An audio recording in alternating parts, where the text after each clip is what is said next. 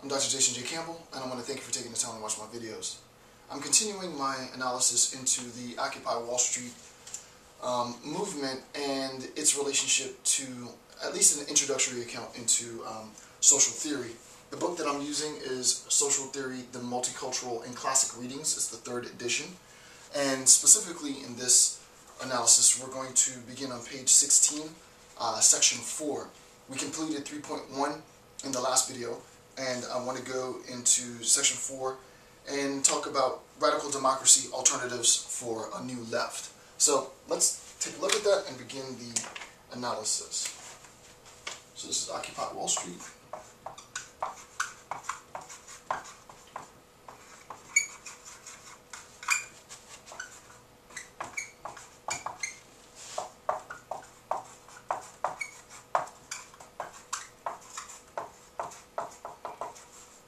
Okay. This is section 4.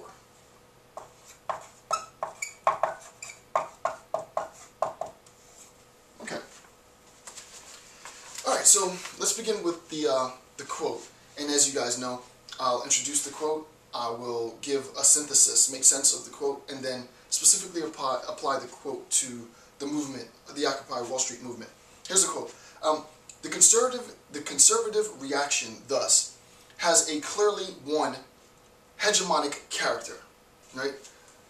A character in which, and I've created a link to hegemonic just so you can read up on hegemony if you're not comfortable with it.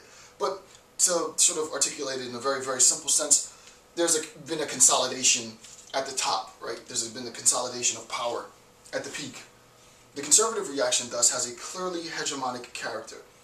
It seeks a profound transformation of the terms of political discourse and the creation of a new definition of reality.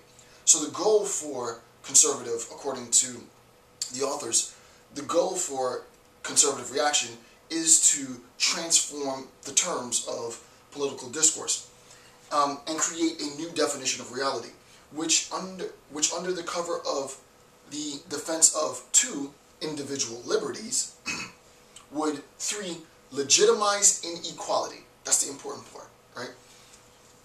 Through this process of transformation, what would end up happening in political discourse is that John Jane Doe at the polls would go to vote on measures that would legitimize inequality, number 3.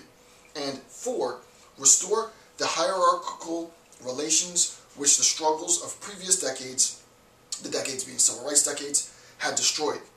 Liberal conservatism, right? Liberal sort of centrist right?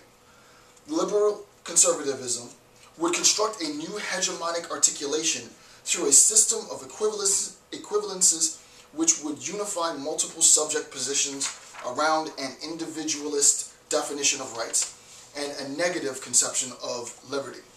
Wow. Okay, that's quite a bit. That's quite a bit to make sense of. And what I'll do is I'll go through slowly and talk gradually about what this notion means. I'm not going to go through and reread each section, but I'm going to give you a generalized framework, and then we will revisit that framework in order to make sense of the Occupy movement. And here's the idea, right? Now, you know, I try not to get political, but this is a political piece, right? So, based on what other people have said, there's been new contemporary discourse on what are known as neighborhood schools, meaning that you should go to, as a student, schools within your neighborhood. And this seems perfectly plausible. If you live in neighborhood X, you should go to neighborhood school X. There really doesn't seem anything wrong with that until you recognize that individuals who live in urban communities of squalor, poverty, what have you, their neighborhood school is going to reflect their neighborhood, right? And I've done lecture series on this before. Jonathan Kozol basically wrote the book on the resegregation of America via our educational system. So there's a lot in it, and I can't get into that level now. The idea, however, according to the authors, is that what this liberal conservatism does, and again, this is not me, this is the author, right? What this liberal conservatism does is that it attempts to reinforce or reintroduce inequalities into a contemporary discourse, right? We did away with segregation. Segregation has been done away with. We've made strides since civil rights movement, right? We've made strides since the women's movement. What the authors are saying is that in a contemporary setting, and even now in 2011, there is an attempt to reintroduce social norms that would influence policy and legislation, which would ultimately reintroduce inequalities into our social nexus. The example that I'm giving is one of education, but you can think of many, many others. That's basically what's being said up until now. So that, I think that will help us understand the importance of and the effect of the introduction of social inequalities, right? The attempt to systematically reintroduce social inequalities into the social fabric for the specific purpose of further creating a disparity between those who have and those who don't. Okay. The next point is the social restoration of inequality. So let's write that down. The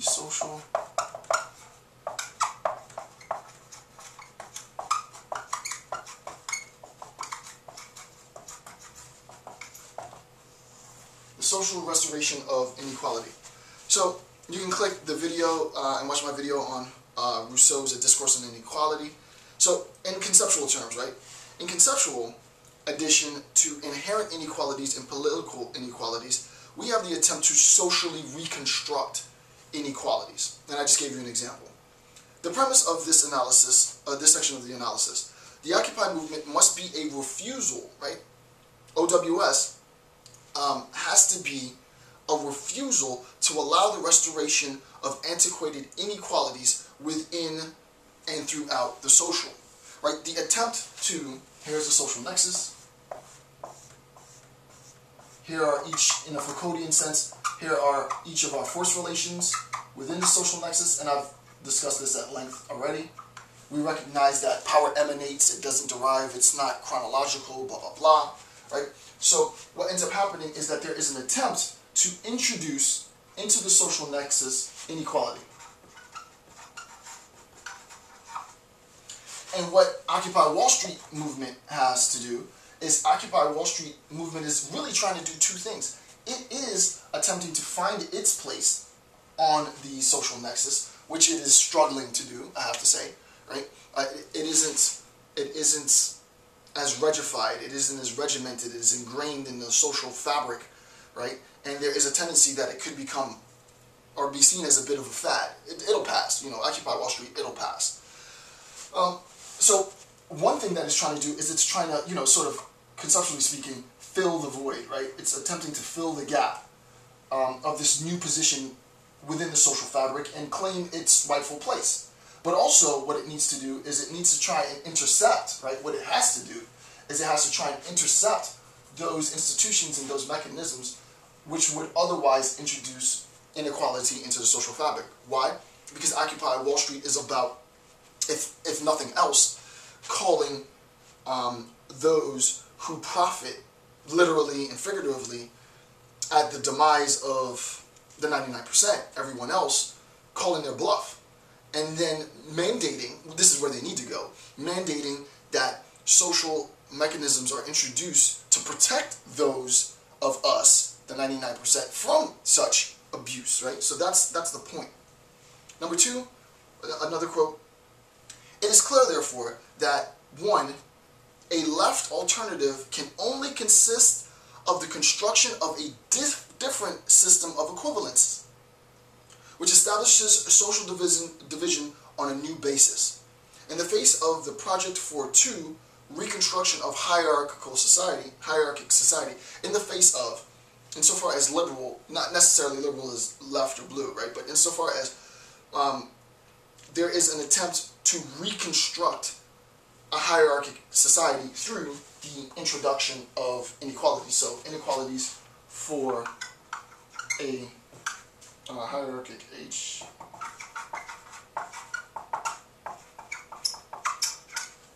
Right? The whole point of introducing inequalities is to construct a hierarchic society, right? A, B, C,